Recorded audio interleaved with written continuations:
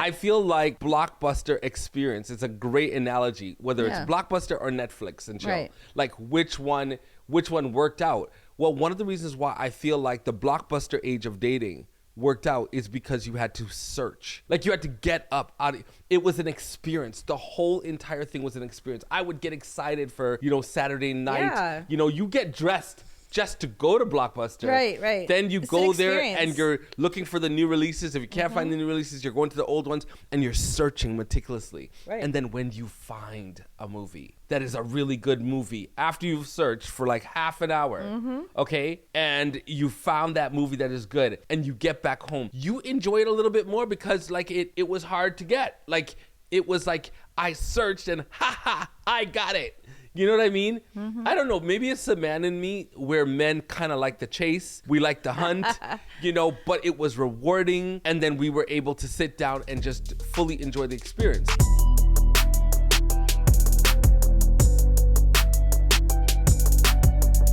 Hi, and welcome to the Onyx Life, where we have been married for 25 years.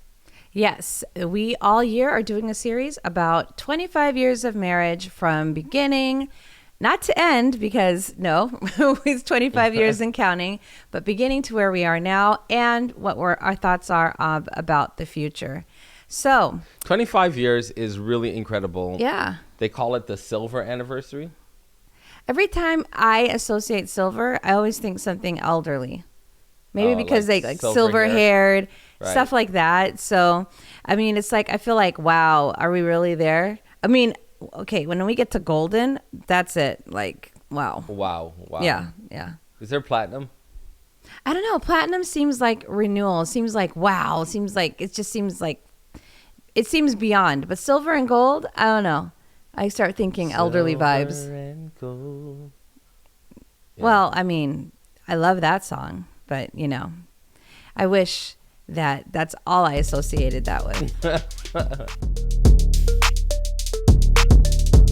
But today we're going to be talking about dating, not just our dating, because all year we don't want to just talk about ourselves. Right. We want to talk about the issues that are People important to face. you. Yeah, people face in and dating. how you can, what our thoughts are and how we can help you in your life. So let's talk about dating. The interesting part for me is that I didn't really do a lot of dating because I grew up in a pretty conservative, Christian household, and there was no like hard and fast rule like, Rita, you cannot have a boyfriend until this age, or you cannot go on a date. It just was kind of like unspoken, like, you're not doing all of that, right? Like, you're just not. And it was not an environment that catered to that. It was not an environment where it was like, there were, like, for example,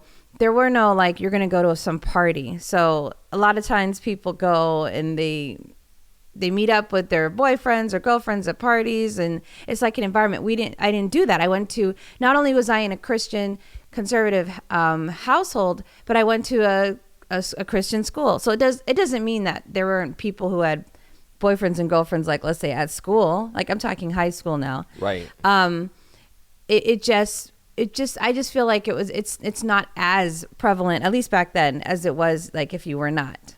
Well, I mean, when should someone start dating? Is dating for 10-year-olds? Is dating for 15-year-olds? Is dating for when you're 18? Like, when is dating, and what is appropriate? Like, what does it mean to be dating? Like, these are all like kind of questions. I know dating generally means that you are interested in each other, you find each other attractive, you only want to talk to that one person, you only want that person to kind of like talk to you. Mm-hmm. So I think that's kind of like generally the dating. And then of course you don't want them to be intimate with anybody else. They can only be intimate with you. I mean, I would say that is kind of dating. And then you go out, you take the person out, you talk on the phone, like. Right. And it feels weird listening to the word intimate and dating, and then we say, okay, what age? 10-year-old? Like, I can't even associate that word intimate and a 10-year-old. You know, Yeah, but like even if that's you look on crazy to me. TikTok or if you look on, you'll even see like young kids saying, "Oh, my boyfriend," or Yeah. or "I want to have a boyfriend," whatever the case may be. I think it's early. I mean, I'm going to say something pretty radical here, but it's just my thoughts. I don't think that you should really be seriously dating, in my opinion, until college. I think that's the time where, you're above 18. Not that 18 is just this magical number where you get so mature, but it is a better age to start the process. And also when you're in college, of college age, I should say, because not everybody goes to college. But when you are of that age, that's a great way to start looking for a future spouse. Now, that being said, there are some people who are high school sweethearts, and I get that, and that's wonderful. But Right. not many people, I feel, have the maturity to be able to date in high school and not make decisions that could potentially alter their future in a way that is irreversible, and in a way where it's so overwhelming, and in a way where I think that they are not mature enough to even handle the consequences, much less make decisions that are that big. So you're saying 18 because 18 is college age. That's when people Like around generally- college age, yeah. That's around when people go to college. 18, Yeah, and 18 years even old. with that, I wouldn't even say like serious dating. To me, it would be more like let's do some casual dating. Like you are with friends and you guys all go like to a restaurant together, or you go bowling. Like you start, like it's not so much where you're like intense at 18. I will only date this one person, and this person like this has that you have this like ownership of each other. I think that people get too serious too fast. Ironically, I mean, I did get married early, but that's one of the reasons why, though, I'm speaking from where I'm speaking, because I felt like I rushed it, you know what I'm saying? And while ours is like wonderful, we're still married 25 years later. But if I were to look back, there were a lot of decisions that I made prematurely, and there were consequences to those decisions that were like, oh wow, I am married and marriage is for life, and Right. and I'm having a child now because so there's just like Yeah, so a ton when- of decisions, and it just rushed. When you have time in your adulthood to do these things, time to find yourself. So people who are like me, who did it early, we tend to, like in our late 30s and now early 40s, start to say, wait, who am I again? Because we kind of skipped over this period where we got to get to know ourselves a little bit more. Well, that's, it's a good example. We are a good example, I'd say, of what happens when you begin to date seriously. Because you were 18 when we first met, and we got married by the time you were 19, in the same year that we met. Yes. And then we had a child the next day. What? Not the next year. We had a child the following year. So you had a child at 19. So, Well, I was 20. oh yeah, you turned 20. You were pregnant Yeah. at 19. You turned 20. So it's so it kind of shows you that if you're dating seriously, then the possibility of you having a child is there, and you want to be ready for it. You don't want to be having a child and not being ready for that child to come into Yeah, the world. like, because that's it. Like, you're a child for life. Right. And I'm child for life, a parent for life. What is going on with us today? You are a parent for life, and I love being a parent. But there is, I had you as my husband and my partner. And there are so many people, take my parents, for example, who had me as teenagers. They were not married. Right, And so your they were dad not in a was- relationship. So Your dad was 16 and no, 17. Well, he was 16 when he got your mom pregnant. That's true.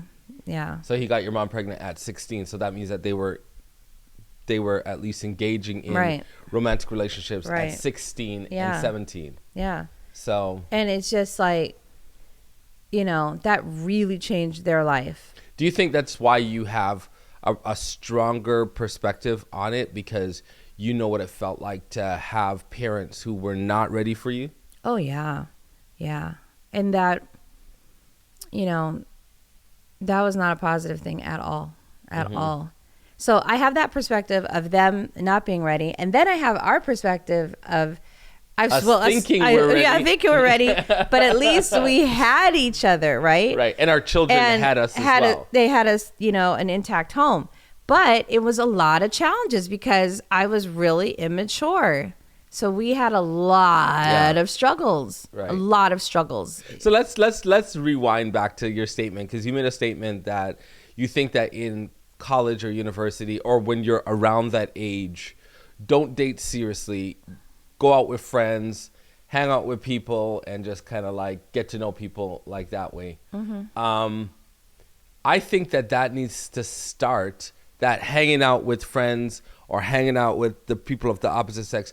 I think that needs to start even in junior high. I think that you can begin to hang out with... I feel like that's more like friends. Yeah. That's what I'm saying. Yeah. Like your friends, not with the intention of it going anywhere else. It just, you go hang out, you go to the movies together, you hang out, whatever, with a whole bunch of people, and you're just trying to get to know each other. Yeah, but wait, I want to clarify though, but I'm not saying you can't hang out with friends in junior high or high school or something like that. Okay, yeah. I'm not saying that. What I'm saying is when it starts to now come to dates and people are kind of pairing up. Yeah, with more intentionality of getting eventually serious. And then you're like, oh, I like so-and-so. I know he kind of likes me, versus going, you know, like TV tells us, oh, you go to this fancy restaurant and then you get all dressed up and then you go and you order, you know, your meal. I'm saying if, you know, there's people who start to have attraction towards each other and stuff like that, then you still keep it casual. So, and how you keep it casual is by not becoming too intense too fast. So what you do is you go on like group dates. That's what I'm talking about. And that is for university age. Yeah, that's what I was talking about. Okay. But when you're in junior high or when you're in high school, you're going out with a bunch of friends, but you're holding back on pairing off. You're holding back on the intentionality of being, you know, having this commitment. I can only be with this person. I can only be with this person. Yeah. Like that to me is inappropriate for junior high and high school. Like at that point in time, I don't think people need to be pairing off. It's too serious, too fast. Too serious, too fast. And like you said, you know, a 16-year-old and a 17-year-old, and the proof is in the pudding with your parents that you have experienced, it's too young. Not You're just not ready. My parents, though. Like if you look at that show, Teen Mom. Right. And forget just my parents or Teen Mom. I'm sure there's countless of you guys out there that have known people who have had babies and in high school. Ready. And I can't think of one example where it was like, yeah, we were ready. Now, we're not talking the 50s here, where people regularly got married, or like, especially girls, like at 16. But it was usually to a man who had a job, and they would go and get married, and then they would start their life, and it was a different type of commitment. Yeah, and the way that society was set up, you were set up to be a fully functioning man who was able to provide for their family by the time you're 18. Exactly, because that's one of the major parts. If you cannot provide for your child, you are definitely going to be causing a whole lot of stress, not just on you, but on the child. And that was one of the reasons why I basically was raised by my grandparents, because, you know, I was with my mom for about 4 months when I was born, and through a lot of different circumstances, they were like, no, we got to take Rita in because there were not the resources there to be able to raise me. I agree with you, and I think that there is a whole lot more, because then, you know, somebody that just wants to play the devil's advocate could be like, so poor people can't have children, you know. So but I didn't say they can't have children. I said that they would be causing a lot more stress. Right, but I think there's so much more. I think it's right. Finances is one element, but there's so much more. There is just emotional intelligence. Yeah, like there's just so many things. Right. There's so many things that you're just not ready to handle the emotions. And you want to be there for the kid, even through a career. So, like, for example, you know, if you're in high school, or if you're in, or if, you know, just young age, and you have a child, how are you going to handle that and continue to finish your degree and continue to then get a job at a young age? It's a lot to juggle. It's a lot. And so back then, we were talking about, like, earlier when people would get married, it was kind of like the woman would stay home with the kids. and it was because the kids need one parent at Right. least to be there for them. Now, I'm not saying that women can't go out to work. It's not that kind of a podcast. What I'm saying though Right. is that there's a balance in life.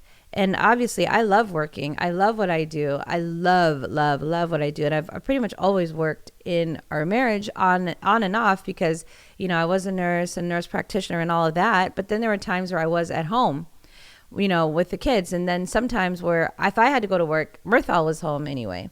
Right. And he had a flexible job as a minister so that he could be here sometimes with the kids and earlier on in the day while I was at work and vice versa. But kids need their parents. And so if you're really young and you're having kids, it's a lot. So then people will say, well, not all dating leads to teen pregnancy. I get that. Right. But I get just that. the emotional burden of a sexual relationship and that type of commitment, I think it's a lot for people at a young age. It's a lot. And I think oftentimes it can lead to depression, low self-esteem, because certain things are being said to one another in the relationship. Certain things are being done that is not, you cannot, as an adult, you can understand it and you can react to one another in appropriate ways. And I think that... And it's hard for even adults. And it's hard for even adults. But when you're young at that age, it shapes you. Like, we know people that have began dating at a very, very young age, and it was traumatic for them and it stunted their growth. To the point where, well, the breakup was traumatic. Yeah. And there's always a chance of breakup when you're and it wasn't when you're like dating abuse. young. It wasn't like abuse. Not even abuse. It was just the feeling of rejection. Right. And the It's feeling like, why like, did we yeah. have to break up? Like, why can't we go on? Right. And that the chances of you breaking up with your high school sweetheart is very, very high. Right. Because now life begins in another phase when you're moving into that university phase or that next phase. People are moving away to go and pursue their and you career. meet this new group of fresh faces, Right. and maybe you're more aligned with someone that's maybe doing the same things that you want to do as an adult, and you're out there and you're just exploring the world because it's such a different experience, when you go to college or when you start going into a work atmosphere. Mm-hmm. And I keep saying that because there's a lot of younger people now who are entrepreneurs. So a lot of people aren't choosing to go to college, and that's fine. Because for me, I totally support that. So, but it's still a different environment than when you were in high school, even if you're not in college. When you're out there in the workforce and you're out there exploring and you're out there getting to know yourself as an adult, and now you have more choices in certain ways of who you have in your life. Kind of like high school, you're kind of like, if you're going to public school and you live in a certain district, okay, you're going to this school, Right. Or if even if you go to a private school, your parents are saying, oh, you're going over here. Now at a job, you get to kind of say, okay, where do I want to be? Where do I want to spend my time? Right. Who do I want to be around me? And it's just different. Right. Absolutely. I mean... Did you date a lot when you were in high school? Well, that's the thing. I had a particular view on life that I did not believe in kissing. I did not believe in becoming intimate, and I did not believe in having a boyfriend and a girlfriend until you were ready. So you had that, or was it your parents that told you that? No, my parents would have conversations with me about life and sex, but they never told me what to do. They never said, you can't date, you can't do this, you can't do that. There was never anything like that. I think that for us, we had more concrete rules around dating with our children. Mm-hmm. But my parents really didn't have that. It was more like yours, where it's sort of like, it's kind of unspoken that they don't want me to be having sex. And they probably did tell me at some given point in time they don't think that would be a good idea. But they never sat me down and say, do not, you better not. So where did it come from for you to have those ideas in your head? Not in your head, where did you get those principles from? That's a better way to say it. Where did you get those principles? Well, it's interesting. Like I said, my parents used to have frank conversations with me. My mom would share her side of the story of how she was chaste, or she just did not have sex, when she was younger. And chaste? What does that mean? Oh, chaste. Chaste. C-H-A-S-T-E. Yeah. So it's sort of like she kept herself. I was thinking she was being chaste. She was being chased. Hey, these days, you never know what dating is. They were chasing me, and then all of a Right. sudden, he's my boyfriend. Yeah. No. Whoa. So it meant that she was keeping herself until marriage. That's what she wanted to do.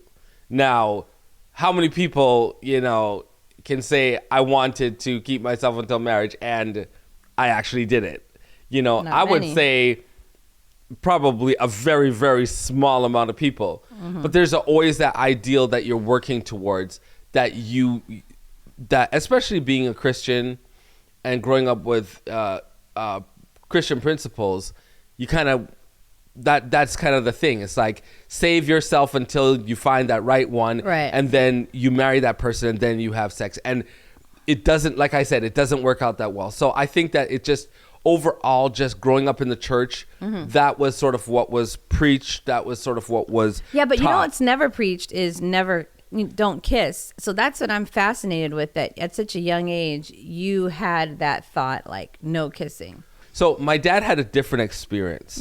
While my mom was, very intentional about not having sex before marriage, my dad had not had that strong core principle. Maybe because he's a guy, maybe his home was not, so Christian oriented.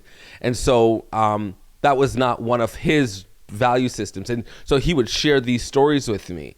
And he would also be candid to say that, it's not the best way. Right. And so I was able to compare both of their stories. Then I saw their marriage, and I was like, I want to be more like the ideal.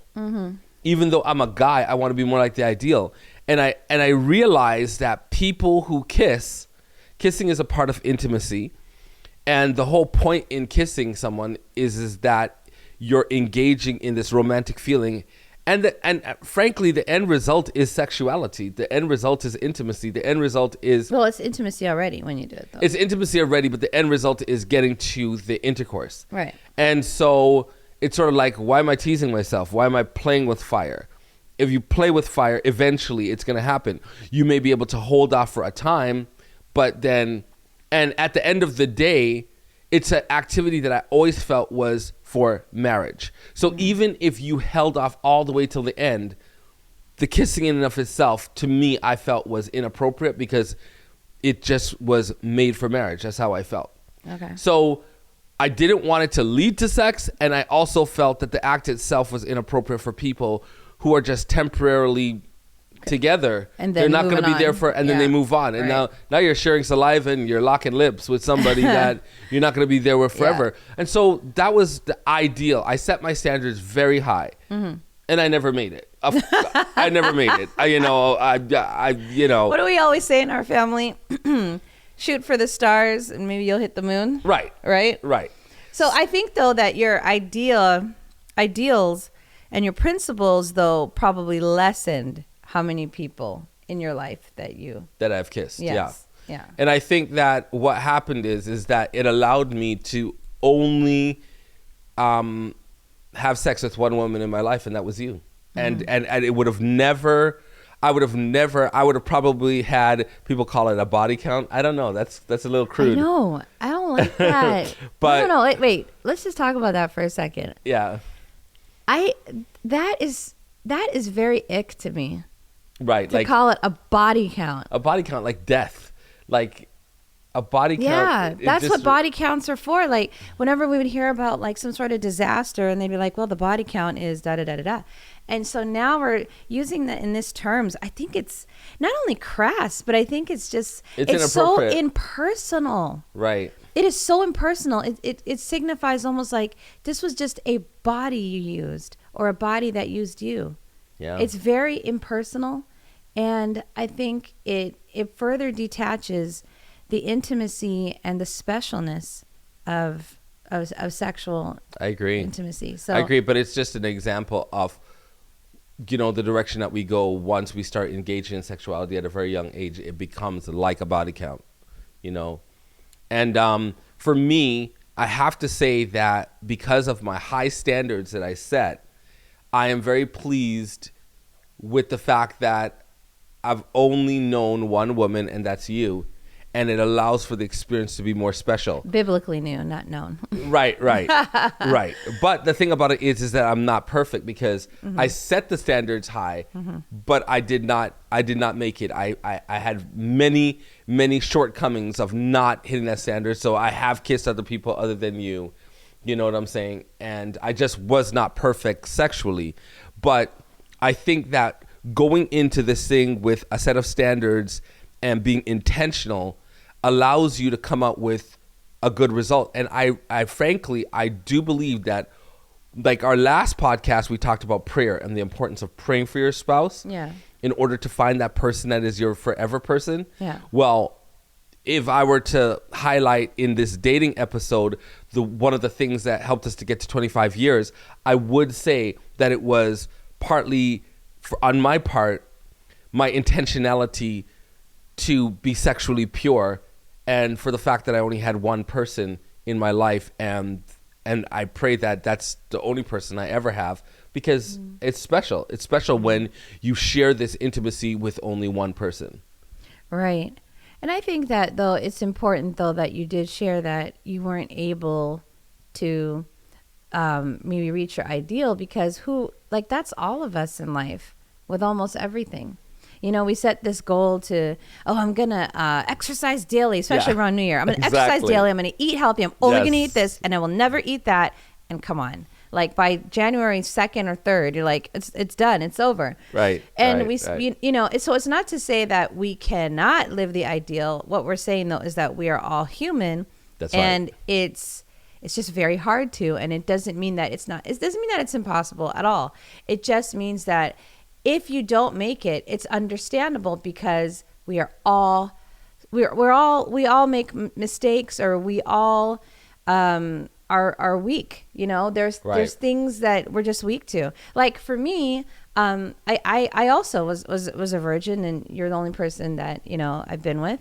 And the thing is like, I didn't even have, though, that thought growing up, like you. I want to be a virgin. Yeah, I want to only have one person. I mean, right. I wanted to be a virgin. That's because, you know, in our Christian household. Okay. But I never, but I didn't think that kissing was bad, because I thought, oh, well, you know, you could just stop yourself. Right. You know, so it's not even like I had that thought, because I thought, I mean, you know, when you watch the movies, you always see, you know, they went in the back seat, especially movies like we grew up in, like the 80s and before. Like, I don't even know if they do that anymore. I don't even know. But I know that in the movies that we saw, everybody, they'd go to a lookout point, and then they would go to the back seat, and then they just kind of like kiss or something like that. That's what I thought in my head. So I thought, oh, well, that's something that you do. Right. You know, I never really thought that was something. But sexuality is between two people.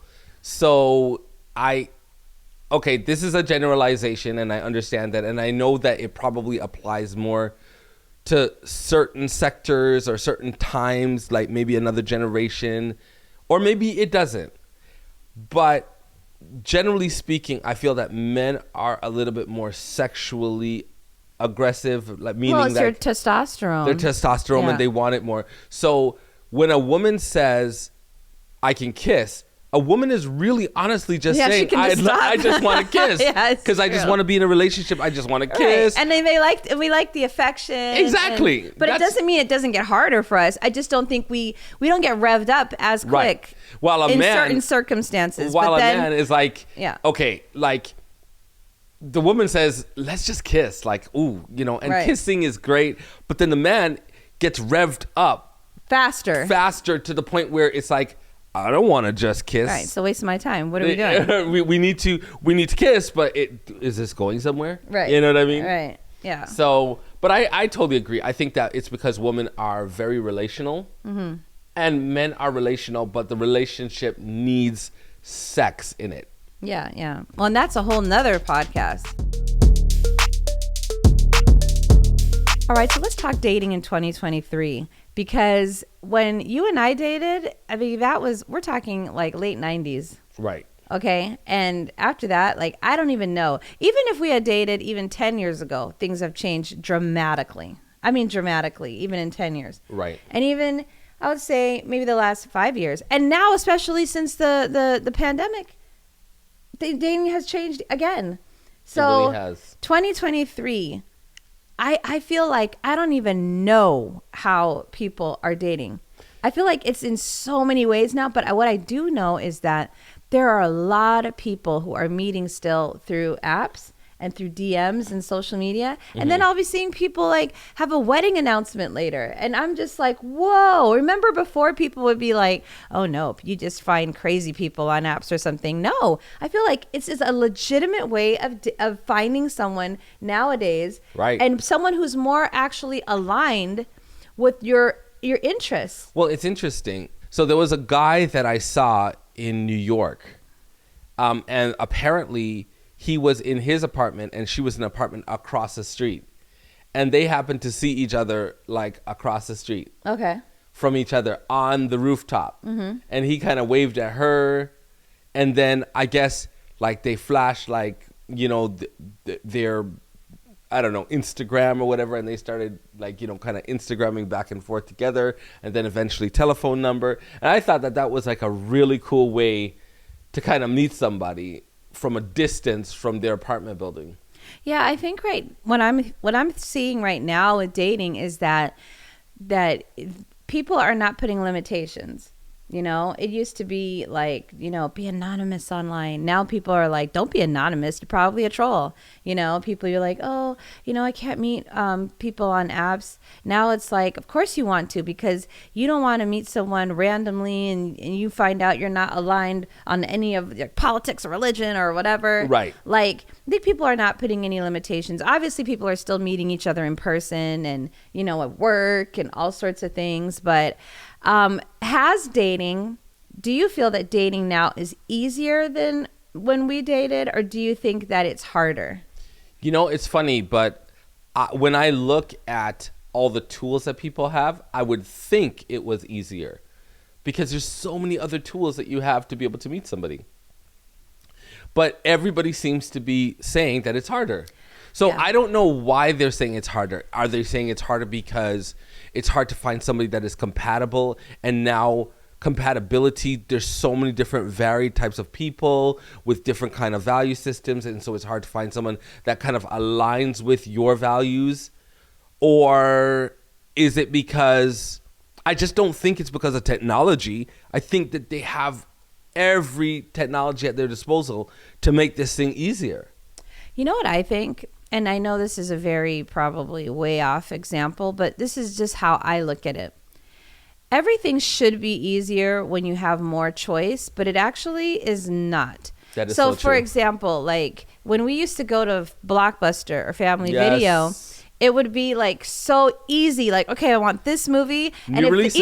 Even if those were not there, because remember before, they never used to have like 20 new releases. Remember before, right? They understood that maybe we should get like 20 of the newest movie. Remember how there would only be like maybe one or two? Three tops. Yeah. Movie releases. Of the newest movies. Of the newest movies. Right. So if you really had to get there. So... Or you had to like not just get there, but or like wait, look inside the bin, the return bin, to make sure that you get it first. Right.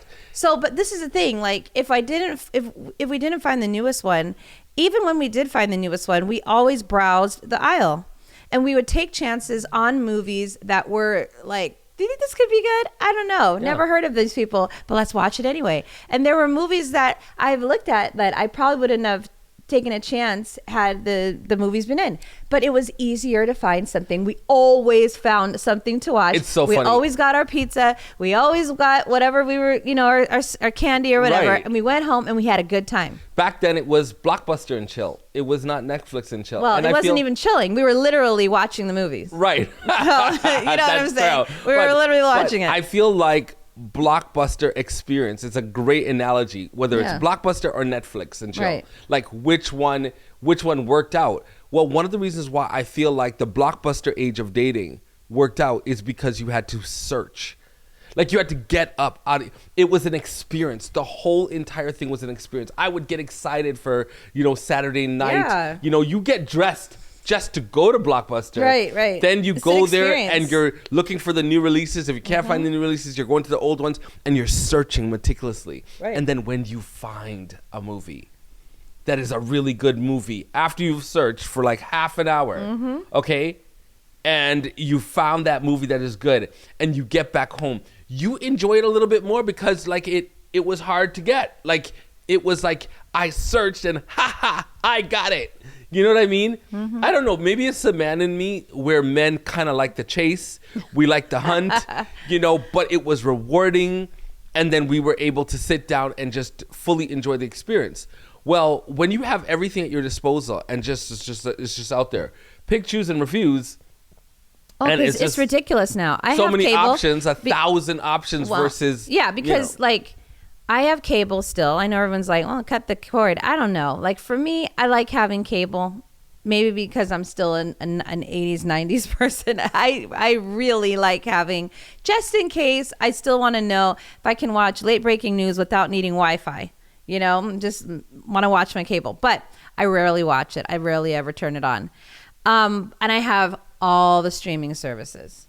We have all of them. Right. I mean, I did everything. We have Netflix, Prime, literally Paramount, thousands of Apple, options. Hulu, HBO Max. I mean, you name it, I got it. Disney Plus. When I'm doing the remote control, all right, I literally am going into the thousands. Well, you're talking about the search, I think. Yeah, but still, like I'm just saying, like before, when I was growing up, you had 13 options. Oh, you're talking about on cable. Well, cable. Well, no, because I'm saying I don't have 1,000 streaming things. That's why I was saying cable. That. You got you got tons of channels, and tons of channels on cable. And then you flip over to Hulu. Then you flip over you have tons, to Netflix, and then on those streamers you have thousands of shows. Right. And yet, Mirthell, you and I will be like, you know what? I have nothing to watch. There's nothing on, and we'll be reading, or we'll just scroll. Right. And you know why we scroll? Because then we watch what's given to us. We don't have to make that choice. Yeah, but we'll go on TikTok. It's fun, but what I'm saying is we'll go on TikTok, and if TikTok was different, right? Or YouTube, well, YouTube is kind of like that. But if TikTok was different, and they didn't just give you a video after video after video, and you had to choose all your videos, it wouldn't be as enjoyable. You're right. It allows you to be lazy and just sit back and just. But not just lazy. Take it in. It literally, there's something called decision fatigue. There's something literally called decision fatigue. And if you use up that part of your brain that makes decisions early on in the day, by the time you have to make a decision, you're done. Like, I cannot do this. Right. So when we're looking at entertainment and we're comparing dating with entertainment, that's how it is in the dating world. Like literally this generation has access to so many different men or so many different women. Like you literally can go on Instagram or Facebook and you can slide in someone's DMs. Yep. I heard that somewhere. Slide into someone's DMs. or you can just like Facebook message somebody. You have access to all the people that you liked in your past through Facebook. Oh man. You have access to multiple people. You have access to celebrities. Instagram, you have access to celebrities. What do you call it? Like athletes and all these people. Before you would be like, oh, I wonder where they live, or I wonder how. I wish I could see them. And you'd wait after a game, or you would go to like I don't even know. But if you're in a small town, you only have a handful of people there. Yeah. You don't have people in Chicago. Right. You don't have people in New York. No. You don't have people across the country. Or the world. Like, the world. You have people. You could go to India and say, I want someone from India. I want somebody from Africa. I want someone from China. You literally have way too many options. It's overwhelming. And then I think, too, it makes you say, maybe I could get better, though. So when you do meet someone, now you're like, I see some flaws here. Right. Never mind that you are full of flaws, too. But now, I think how much money? Not that money's not important, but it becomes a grass is greener syndrome constantly. Right. And people get tired. And I think that there's an overwhelming amount of choice. There's constantly seeing someone who maybe looks a little better, makes a little more. And then there are people who are, I've seen this recently a lot, that people, they're comparing themselves to other people, and their own self-esteem is going down, and now they don't even feel confident enough to go out. So what you need in order to be attracted, because attractability, it comes with the inner quality of confidence. You need confidence. So now you're not even confident because you're like, wait a second, my butt is not big enough like this person, and I have some flab in my stomach, because we're living another problem with this generation or this society is that we're living in filter this out, filter that out, so people are not really looking real. So and then you got the catfish age, so when people see you, they're just like, wait a second, you don't look and the way that you are presenting yourself. It's not even, you don't even have to go full catfish. People are just using filters, making their skin look softer, less lines, less wrinkles, less blemishes, and it's like, and even I've seen the filters even that make you have longer lashes. Like, this is crazy. Which is affecting people's self-esteem, because if you only want to present yourself in the perfection through the filter, then you're now not going to want to go out and put yourself out there or be confident in your real self. So people are not being real. They're not being real. I mean, so I think that it looks deceptively like dating should be better now, but it's really not. It's really not. Just like our entertainment viewing, it is just not better. Like, honestly, no. It's better. It's just harder to find. It's like a needle through a haystack. And I'm not willing. This is the ironic part. I am not willing to take chances like I used to. For some reason, I will see a ton of new movies like on Prime, and I'll be like, nah, I don't want to take the chance. Do I want to spend an hour and a half watching this? What if I don't like it? Something like that. And then I just move on. I feel like there was more intentionality on those who were producing content to make sure that they're putting out something that was high quality. So I think that the market is saturated. People are rushing to put a whole bunch of stuff out, and I just don't think it is as quality. And so you could almost say that about dating, that the dating pool, because of all the things that are impacting on people's personalities, I think the quality of people, their characters, their personalities, their willingness to, their values, their willingness to really work in the relationship, their stick-to-itiveness, their level of commitment, everything is gone down. Or even their thought that, wait, I don't have to put up with this. I'll just find someone else. So that level of forgiveness, that level of mercy, that level of, long-suffering, trying to work through difficulty. It's like, so all these great things that characterize people or relationships has gone down. So it is harder to find somebody of quality. And that's almost like in everything nowadays. That's in we work have too. Like fast fashion. There's people can't keep employment out there anymore, employees, because it's just like the level of commitment has gone down. There's everything. So many things that we have an overabundance of, and it makes it harder to find the quality. But I will say the quality is there though. Because, like, for example, I've watched some really good shows over the last few years. I mean, really high quality. These have been some bangers. But like you said, I've had to, it's like a needle in a haystack, a diamond in the rough. Like, oh my goodness, look at the show. And when it goes off the air, I'm mourning like, oh, I gotta wait, and it's just that like, is true. Because you gotta wait for that next one that's really high good. Quality. That's the ironic part. I just take it in. When we find something that is really good, I just enjoy it thoroughly. Because now we found somebody that is really putting their God-given gifts, and they're honing in. And I mean, we're a long way off from Blockbuster, but there are still some really great things out there. And I can say the same thing about people in the dating world. If you're out there and you have not yet found that right person, just know that there are really quality people that are still out there. There are really quality opportunities that are out there. And it just takes, I mean, what do you think it takes in order to find a quality relationship? Oh man, what does it take to find one? I am. I think I one of think the things it's a very is hard question. you have to know yourself. Yeah. You have to really know yourself and have a set of values. I had a set of values that I kind of went in knowing that I wanted. So you have to kind of know what you want, and kind of like don't be over, be stronger in how you are developing yourself. Notice how I was like, I will not kiss, but I did not necessarily say that the person that I marry could not have kissed before.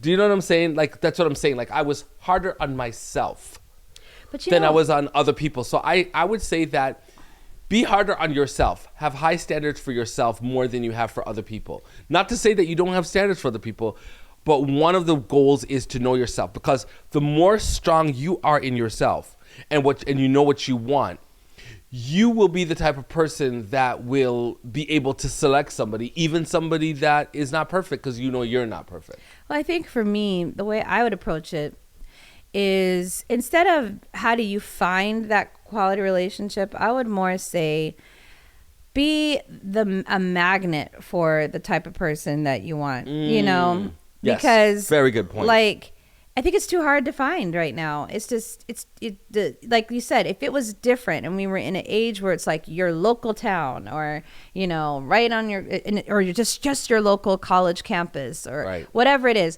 that would be different. It's kind of like, oh, okay, I'll just go to this environment, like at our school, which was religious. If you wanted to marry a theology major, be a pastor's wife, you'd have to you go to the theology department and hang out. Or if you wanted to marry a doctor, you go to the biology department. But now, I think that you just have to be a magnet. I think that is so profound. Thank you for saying that.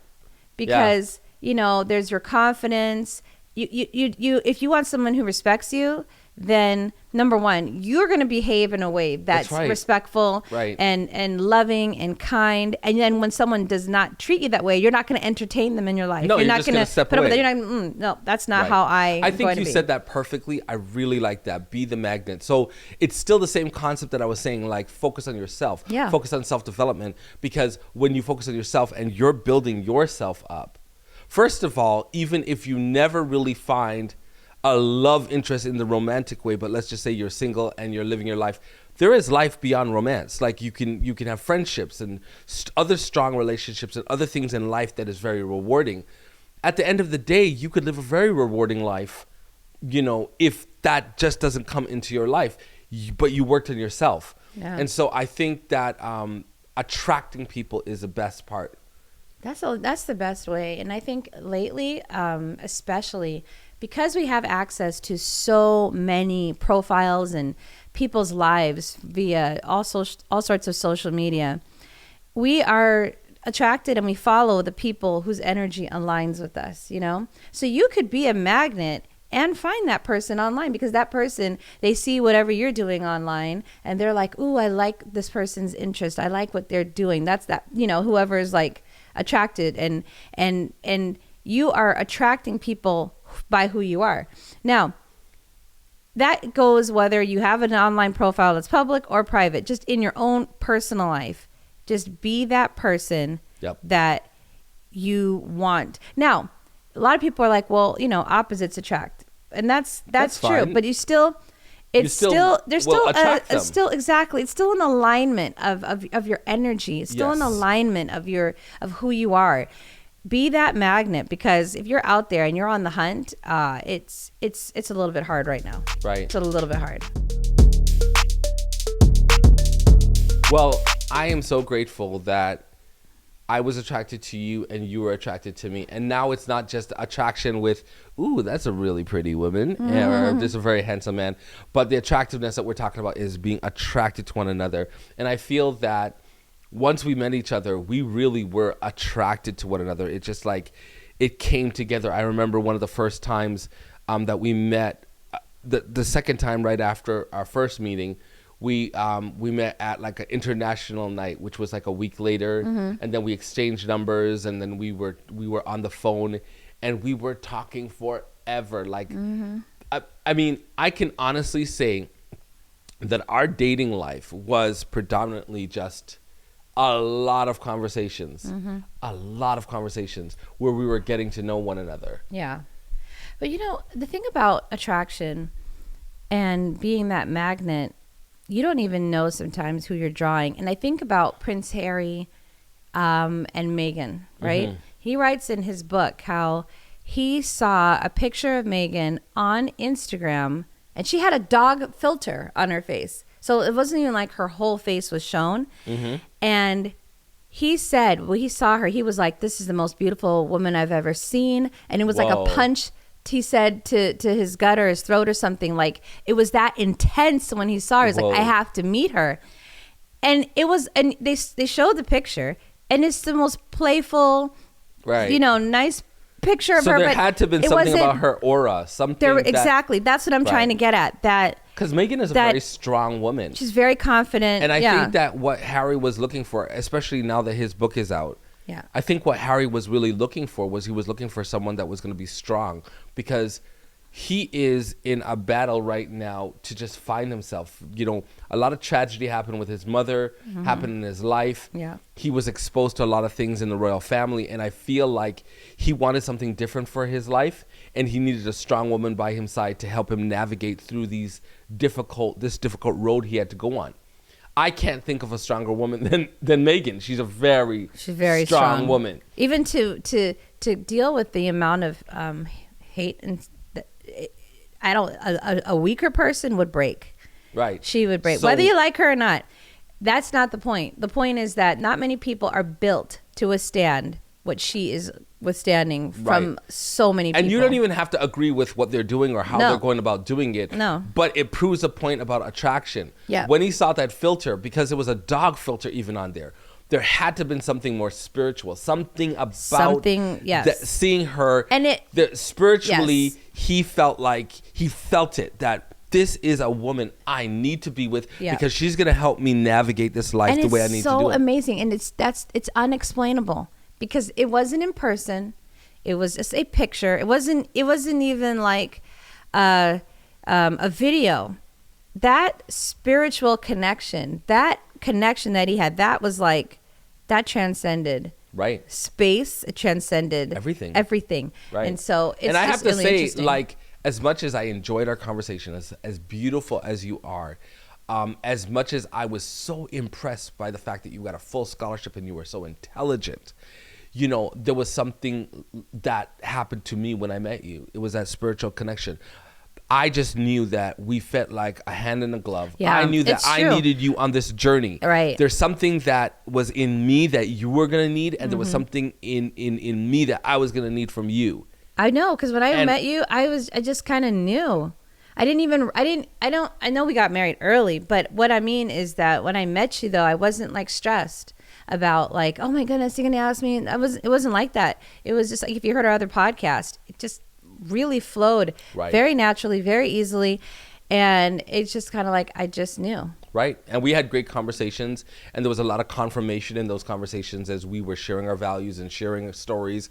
There was a lot of confirmation through those conversations, and we have, I would say, in the 25 years, one of the things that I appreciate so much is our friendship. I think when it comes to dating, I think that one of the fundamental things that you need, besides the attraction, is you need to be that person's friend. And we have been talking to the wee hours of the morning. Oh yeah. Ever since we met each other. We like to spend we like to talk. We like to spend a lot of time together. Playing games. Going out for drives. If he's running errands. It's like, do you want to come? Or even if I'm going to work, I go to work, you would come along with me when you were free. When you were going to work, I'd come along with you. You drive me around. Like we like to be around each other. And so friendship, I think, is such a critical part of the dating experience. Make sure that you take time to be friends. Oh, yeah. So there's being that magnet. There's making and when you find that person, now take the time to be friends. Right. Set high standards for yourself more than the other person. Right. Shoot for the stars. Shoot for the stars. You may hit the moon. Right. And it's not that you're not going to have high standards for the other person, but it's just that you're not going to come with a judgmental spirit towards a person that's coming in your life. Right. Be harder on yourself to make sure that you are the right person. It is far more important. If I was to ask the question, and I do when I used to do counseling a lot, the question is in a relationship, which one is more important? And I know it's like Both of them are extremely important. But which one is more important? And I would always emphasize either be the right person or find the right person. Right. And if you had to choose, or at least prioritize, it is definitely be the right person. Right.